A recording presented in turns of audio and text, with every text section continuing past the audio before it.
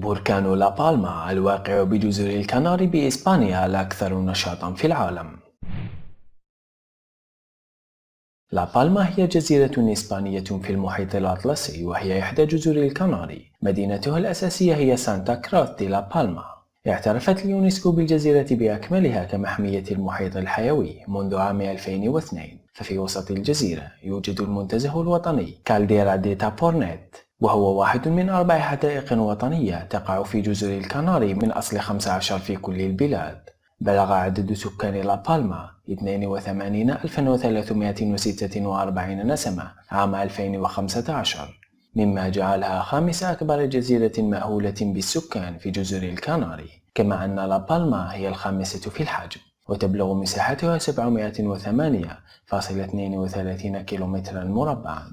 بدأت الأحداث في يوم 11 من سبتمبر بسلسلة من الزلازل، قبل أن يبدأ البركان بالثوران يوم 19 من سبتمبر، وهذا الثوران يعد الأول على الجزيرة بعد ثوران 1971 الذي تسبب بمقتل مصور آنذاك. ذكر الحرس المدني أن ثوران بركان 19 سبتمبر تسبب في إجلاع من 5,000 إلى 10,000 شخص، ولم يتم الإبلاغ عن حدوث وفيات بسبب البركان. وكان بركان لا بالما واحدا من 50 بركانا هي الأكثر نشاطا في العالم، وقد غطت الحمم منذ بداية ثوران البركان مساحة قدرت بأكثر من 200 هكتار من أراضي الجزيرة.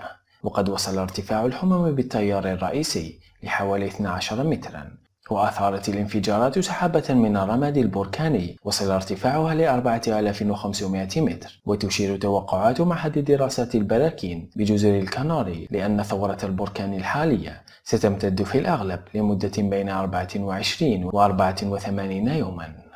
إلى هنا نصل إلى نهاية الفيديو. لا تنسوا الضغط على زر الإعجاب والتعليق ونشره مع جميع أصدقائكم لتعم الفائدة. والسلام.